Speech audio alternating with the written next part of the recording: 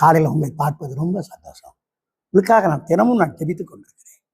இந்த ஆன்லைன் மூலமாக பார்க்கிற வார்த்தைகளுக்கு இருக்கிற உங்கள் ஊருக்காக கண்ணீரோடு ஜெபிக்கிறேன். நிச்சயமேழ்ச்சி ஜெபக்குழு உங்களுக்காக ஜெபித்துக் கொண்டிருக்கின்றது. நேரத்திலும் வேதத்திலிருந்து ஒரு வசனத்தை உங்களுக்காக வாசிக்கிறேன். ஏசாயா 49 அதிகாரம் 23 வசனம். நான் கர்த்தர், எனக்கு காத்திருக்கிறவர்கள் ஒருபோது வெட்கப்பட்டு போவதில்லை. என்ன அற்புதம் வார்த்தை பார்த்தீர்களா? நான் கர்த்தர், எனக்கு காத்திருக்க வெட்கப்பட்டு போவதில்லை. ஆம், ஆண்டவருக்கு காத்திருக்கும் பொழுது நிச்சயமாகவே வெட்கப்பட்டு போக மாட்டீர்கள். இன்னும் அற்புதமான ஒரு விஷயம் பாருங்கள். தாவீது சொல்லுகிறான் சங்கீதம் 40:1, கர்த்தருக்காக பொறுமையோடு காத்திருந்தேன், என்னிடமாய் திரும்பி என் கூப்பிடுதலை கேட்டார். காத்திருக்க வேண்டும் என்றால் கொஞ்சம் பொறுமை வேண்டும். பொறுமை இல்லாதவர்கள் காத்திருக்க முடியாது. பொறுமையோடு நீ காத்திருக்க வேண்டும். தேவ சமூகத்தில் காத்திருக்கும் பொழுது ஆண்டவர் உங்களுக்கு ஒரு அற்புதங்கள் செய்வார். நீங்க வெட்கப்பட்டு போகவே மாட்டீர்கள்.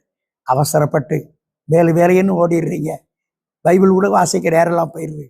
ஆலயத்துக்கு கூட வர முடியாம போயிடுது. ஏன்னா வேலை ரொம்ப சாஸ்தி ஆயிற்று.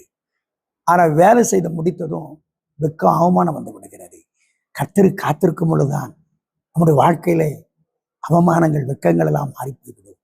நான் கர்த்தர் எனக்கு காத்திருக்கிற ஒருபோது வெட்கப்பட்டு போவதில்லை. சவுல் ராஜா வந்த காலத்தில் அங்கே சாமுவேல் சொன்னான், இத்தனை நாள் காத்திரும், நான் வந்து பலி செலுத்தி நீர் என்ன செய்ய வேண்டும் என்று நான் கட்டளை என்று சொல்லியிருந்தான். ஆனால் சாமுவேல் வரும் வரை சவுல் காத்திருக்கவில்லை. அவனாவே பலி செலுத்திக் கொண்டிருந்தான். நேரத்தில் பலி செலுத்தி முடிக்கும் நேரத்தில் சாமுவேல் வந்தார். ஏன் இப்படி செய்தீர் சொல்லிவிட்டு என்ன சொன்னான் பார்த்தீர்களா? கர்த்தருடைய கட்டளை நீர் கைக்கொள்ளாமல் போனதினால் உம்முடைய ராஜ்யபாரம் இன்னும் நிலை நிற்காது என்று சொன்னான். 1 சாமுவேல் 13 அதிகாரம் 14 வசனத்தை வாசிக்கிறோம். நீ காத்திருக்கலே இல்லை அல்லவா, ராஜபாரம் நிலைநிற்காது என்று சொன்னான். தம்பி, ஒரே ஒரு காரியத்தை நான் சொல்லட்டும். உன்னுடைய காரியங்கள் எல்லாம் நிலைநிற்க வேண்டும்.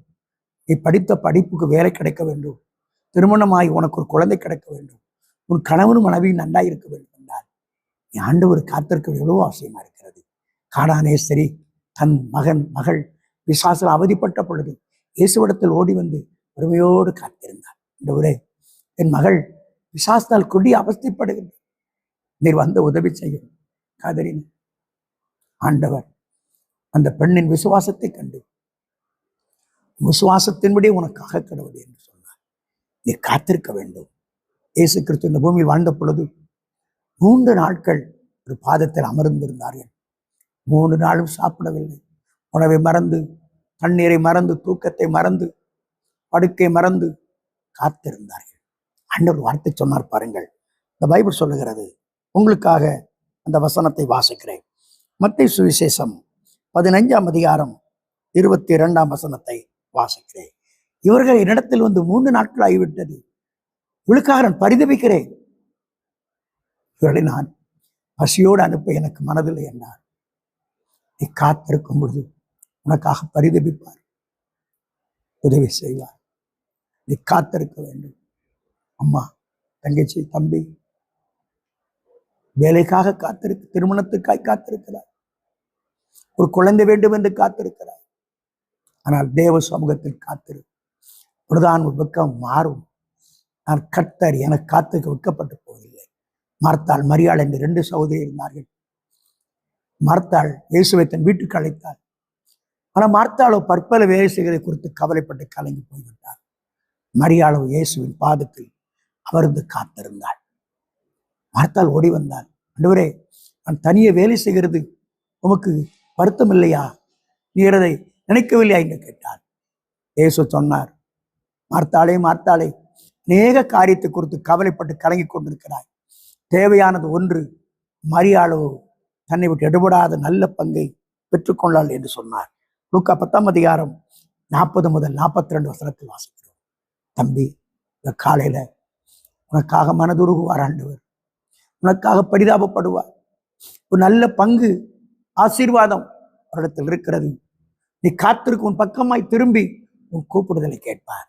அவரு காத்திரு, வெட்கப்பட்டு போக மாட்டாய். வேதத்தை வாசி, ஜெபம் பண்ணு, தேவனை தேடு, ஆலயத்துக்கு சென்று ஆராதனை கலந்து கொள்ளுங்கள். ஆண்டவர் உங்களுக்கு ஒரு உதவி செய்வார், அற்புதம் செய்வார். உங்களுக்காக ஜெபம் செய்யட்டுமா?